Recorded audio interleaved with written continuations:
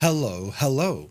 Hey guys, welcome to this quick video. We did this on the live stream last week and there was a couple of handy little things we found. It's basically, can we get ourselves ready for Flight Sim 2024 the easiest way possible? And when we think about Flight Sim 2024, well, we're wondering about, how our controllers are going to operate, what settings do we need?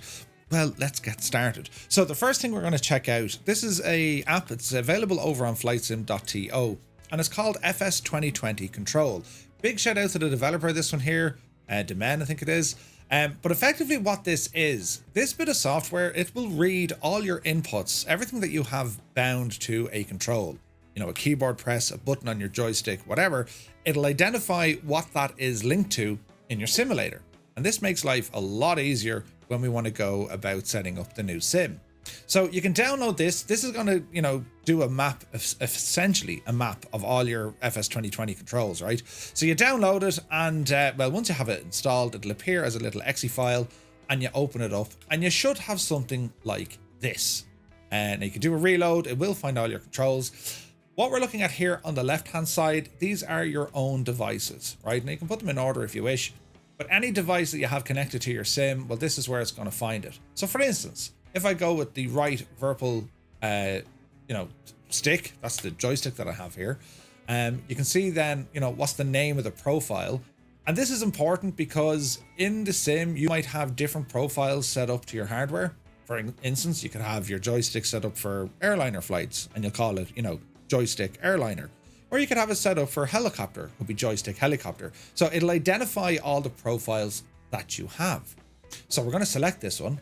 Next up, we're going to say, right, select one or multiple contexts. For me, I'm just going to select these all. So anything that interacts with the global cameras, the external cameras, the modes, the plane, the surface, all the jazz. And is it a camera or is it a key? I'm going to select everything here. And once I have all these selected, well, I'm going to export all this. You can go PDF or Excel.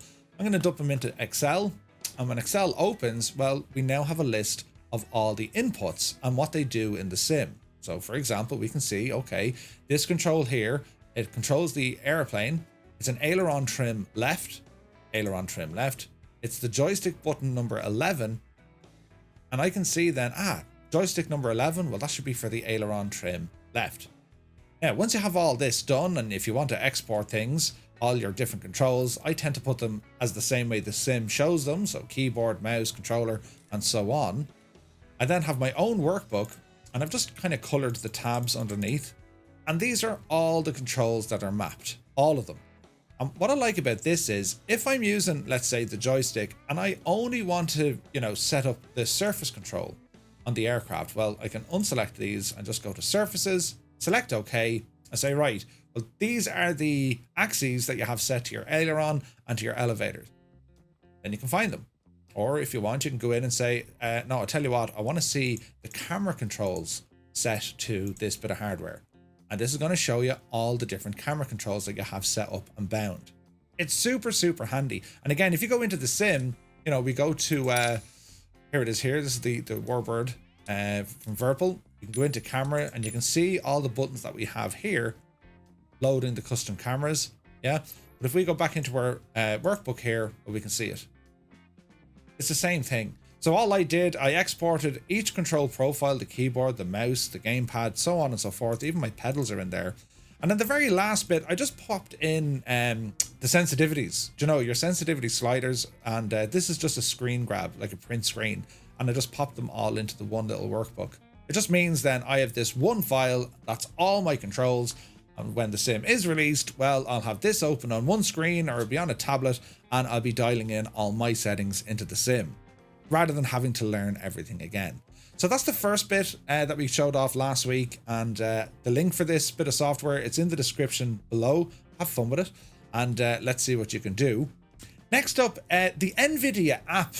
Right, so this is now out of beta. It's a full release. And I always used the Nvidia experience or GeForce experience. And to be honest, it kind of is bloatware. It puts a whole lot of stuff on your PC you don't really need. The app is a lot more cleaner. It's thinner. It's lean, mean, and it's doing a good job, right? So what we have here, I mean, you can still use the legacy Nvidia control panel, but to be honest, I think most of it is pretty much in here now. So when you have it installed, assign your account to it. The first page is drivers. This is really handy. So it's going to show you the driver. It gives you a list to what the driver has, the fixes and what it's for. The most recent driver that was released, which is 566.14, it actually comes with its own settings for Microsoft Flight Sim 2024. So see how you get on with that.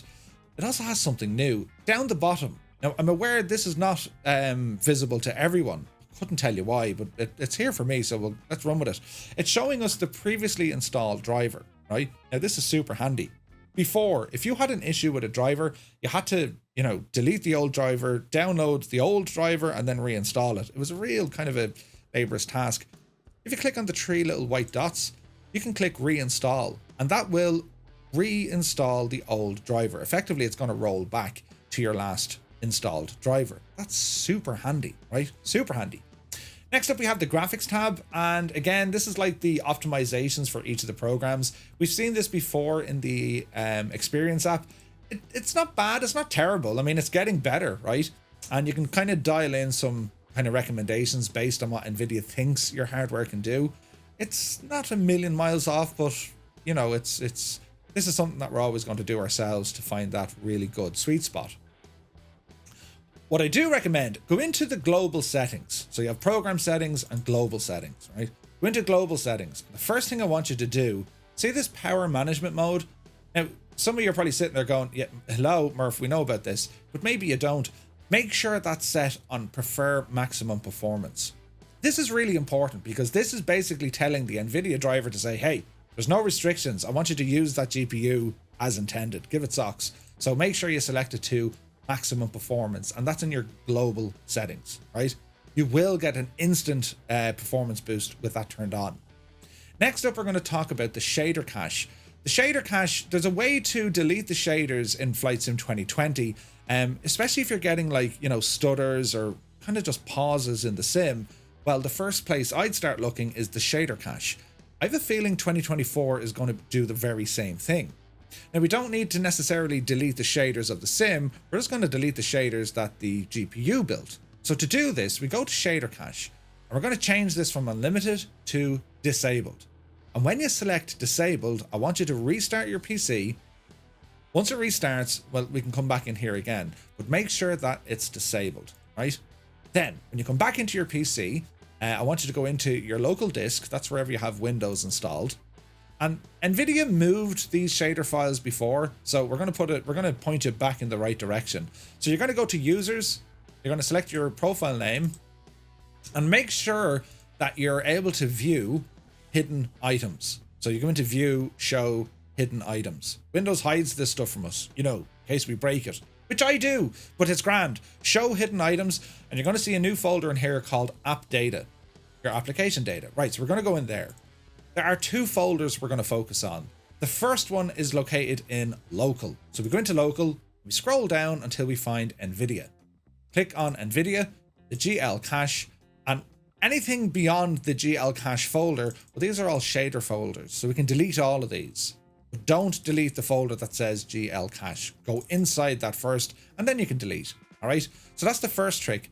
The second trick then will go into local low, and this is actually where Nvidia are keeping the main cache files. So we go into the Nvidia folder, per driver version, DX cache, and these are all the shader caches. That's everything. That's all your shaders. So we're going to delete all of these. And when you have them all deleted, we go back into the Nvidia app, your shader cache size, and put it back onto unlimited. You can change different values here if you wish. I leave it on unlimited. Unless you're stuck for space, just leave it on unlimited. All right, sweet. Next up, if you click on your system, this is all new, right? So yes, you can get in and mess around with your displays and what refresh rates and all that jazz. You can a couple of customization options here. This is all nice and grand. If you go into your video options, well, you have this new thing for the RTX. You have the video super resolution, and you have this high dynamic range. HDR has always been there, but this new video super resolution, if you click on it, it tells you what it is. It's using AI to upscale resolution. Now your mileage may vary with that, but see how you get on. Next up is the performance tab. Now this is something new. This is an English Murph. It's Nvidia's way to allow you to overclock your GPU. And because Nvidia are giving you this tool, well, it also means you won't void your warranty. So there's a way to do this. It takes a while. When you click on automatic tuning, the PC is going to go off and figure out what it can and what it can't do. And then it will come back with some new tuning figures. It'll say, look, I can increase the power, I can increase the temperature, I got some voltage, and it will give you slightly more power. Again, your mileage is going to vary with this. It depends on what card that you're using. But the fact that they have this built into the app, this is super handy. Super handy. So see how you get on. You might be able to squeeze an extra few drops of FPS out of your graphics card, particularly when it comes to flight sim. All right. And that's kind of it for the Nvidia app. Like, it's super handy. I like it the way it is so far. It's a lot cleaner. It's an awful lot lighter than what the Experience gadget was doing. So that's where we're at there. So out of those two things, be it your controls and then also the Nvidia app, there's quite a bit here to kind of get us ready when it comes to the sim.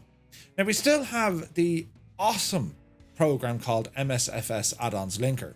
So if we go ahead and pop this one open, I have to wait. Well, I want to wait until I can see the sim up and running before I start, porting in existing add-ons into it. That could be anything from your favorite scenery to different aircraft. A lot of stuff needs a little update, but some stuff should work just fine out of the box. I'd be using something like the MSFS Addons Linker, because it's just the easiest way. It means I can have stuff on different hard drives and not really have to worry about it. Here is one important message though. If you're planning to have your simulator installed on one drive, right? Maybe you got a fancy NVMe drive that's very fast, but you want to keep your existing add-ons on like a standard hard drive, or you want to put your rolling cache, which the sim is going to need. You want to put your rolling cache onto a standard hard drive. Just be aware, if you put your rolling cache onto like a standard HDD drive, it's going to be reading and writing that quite slower than what it would be if you had it on something like, an SSD. All right. So just to be aware of that, people would say, hey, my sim, it's great, but it's taking so long to load. Well, it's because your add-ons are located on a much slower drive. And if you put all your add-ons on a different drive, which I do, just make sure the drive is fast. There is another add-on you can get, or a little software. It'll actually test the speed of your drives. I'll leave another link in the description for that if you want to go off and have a play with it. Basically, it'll just detect all the hard drives you have, and it'll tell you which one is the fastest. Maybe handy for letting you know then where to install your simulator. Super duper. Right, that's kind of it for me now. I hope I've covered a few things. Maybe you've learned something. And yeah, we're very, very close to the release. Once the sim is released, well, we'll jump back in and see what settings work better with it and what settings don't work and all the rage. So thank you so much for watching, and we'll see you very soon.